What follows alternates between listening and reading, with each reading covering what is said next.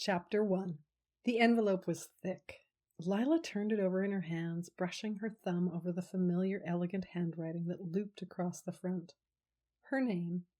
Nothing more. No return address. No stamp. Just Lila. She had almost missed it, tucked between the pages of her favorite poetry book. How did it get here? Carefully, she peeled open the flap and pulled out the single card inside. Lila, my dear, I would love for you to join me for tea at my shop. There is a word here I believe belongs to you. With love, Grandmother. A word? She read the note again, something inside her stirring like the first flicker of a candle's flame. Her grandmother's bookshop. She had been meaning to visit since she arrived in the city, but time had slipped past her, lost in the rush of university, new routines, and the quiet loneliness of being somewhere unfamiliar. But now, this invitation, and the way her grandmother had written it like the word was already waiting for her, as if it had been waiting all along. She thought she should feel silly for how much that idea intrigued her. Instead, she folded the note carefully and tucked it into her pocket, as if it might change somehow if she left it out too long. She would go. The next afternoon, just as the sun began its slow descent into golden evening, Lila stepped onto a quiet street she had never noticed before. It curled away from the city's busyness, lined with ivy-covered brick buildings that felt like they had stories of their own. And there, nestled between a florist and a cafe, was the Word Shop. The windows were fogged slightly, the glow inside casting shapes of books and shelves and something else, something she couldn't quite name. Above the door, an old brass bell swayed in the faintest breeze, waiting to chime. Lila hesitated. She wasn't sure why. Then, drawing a steady breath, she reached for the handle and stepped inside. The bell rang overhead. Not the sharp, tinny kind she expected, but something softer, lower, warmer. It lingered in the air, wrapping around her like a melody half remembered. And then the scent. Ylang ylang, exotic, floral, warm. The same scent her grandmother had worn when Lila was little, when she would press her face into her shoulder and breathe in the comforting fragrance. The scent of summer afternoons in her grandmother's sunlit sitting room, of whispered bedtime stories and laughter floating like music through open windows. It wrapped around her now like a memory she hadn't known she was missing. Lila took a slow breath and stepped deeper into the shop. The shelves stretched high, filled with books of all sizes, some worn at the edges, others with gilded spines that gleamed in the flickering lamplight. The air carried a hush, as if the words inside these books were waiting, listening. There were small shelves with glowing jars of words. She recalled how her grandmother loved words. The jars seemed to hum and sparkle, dancing reflections on the polished wooden floor. A counter stood in the middle of the room, its surface scattered with scrolls, ink bottles, and tiny glass dishes filled with liquid light. And there, at a round table near the window, sat her grandmother. She looked just as Lila remembered. Her silver-streaked hair fell in soft waves. Her twinkling green eyes, warm and knowing, met Lila's with quiet delight. 2 cups of tea were set out, waiting. Between them, placed gently on the table, was a single ivory card. A word was written on it. Her grandmother wrapped her arms around her as she had since she was a child. Her hugs always felt like liquid sunshine, and Lila rested her head on her grandmother's shoulder, basking in her love. Her grandmother studied Lila for a moment, and then asked, "And what have you been learning at university, my love?" As they sat down, Lila shared, mostly anatomy this term, cellular biology, physiology, how the body works. "And tell me, what is the most interesting thing you've discovered?" Lila let out a soft laugh. "Well, it's that the body is mostly made of water." Her grandmother lifted her brows. 70%, give or take, Lila continued. "I thought it was all bones and muscles and organs." "Tell me, my love, do you remember our summers at the lake?" her grandmother asked. Lila nodded, fondly recalling swimming for hours with her sisters and her grandmother. Do you recall learning how water listens? Lila did not recall this at all. Water listens? Her grandmother nodded, stirring her tea slowly. Water responds, it remembers, it carries the imprint of everything it touches. She lifted her spoon and let a single drop of tea fall into her saucer. A single word can change its pattern. Lila watched as the tiny drops spread, forming delicate ripples across the surface.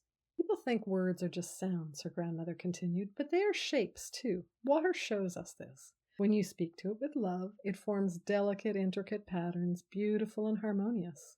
But if you speak of anger or fear, and she trailed off, shaking her head.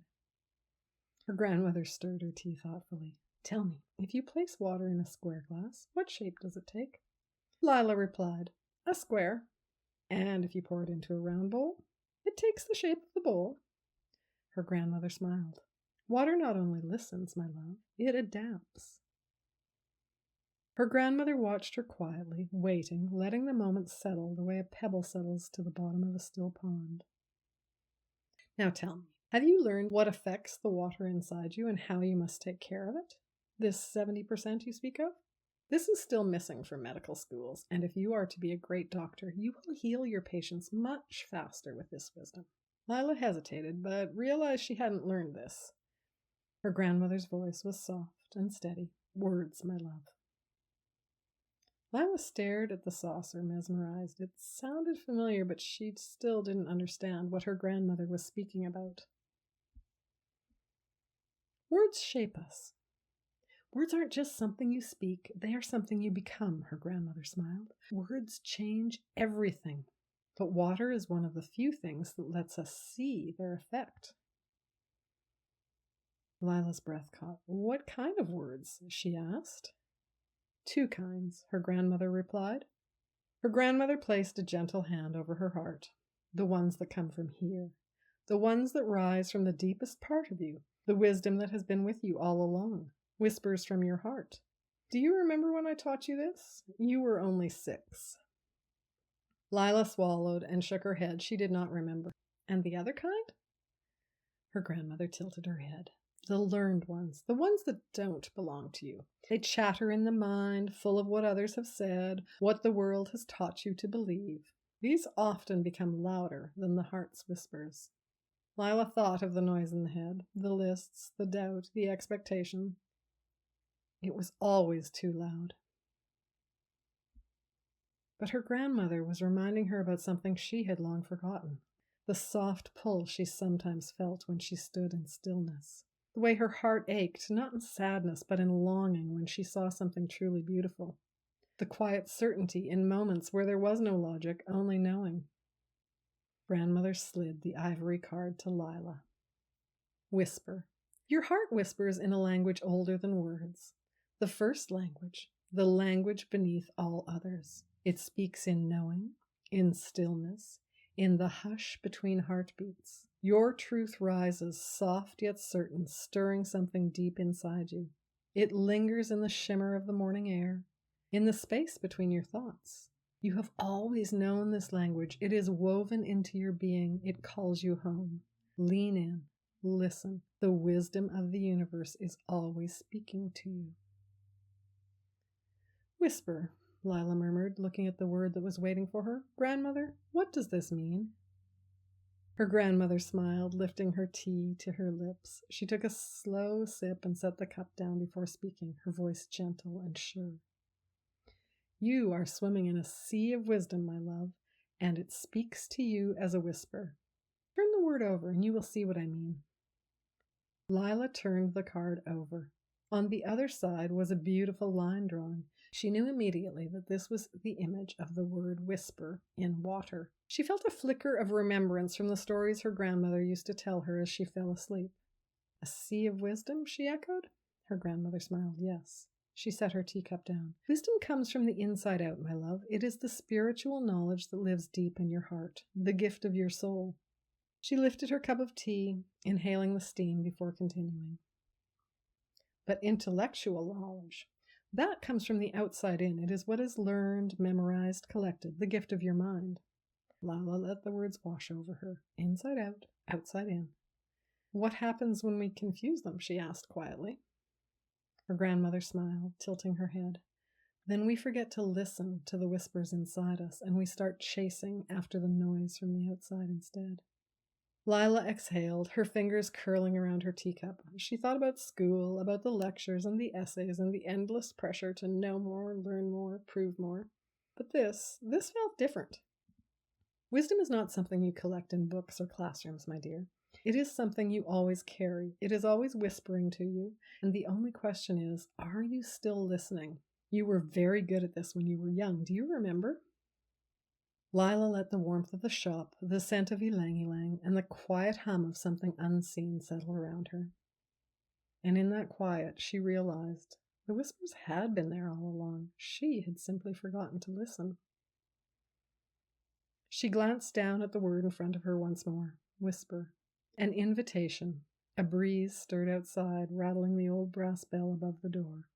And Lila wondered what might happen if she started listening to her heart whispers again.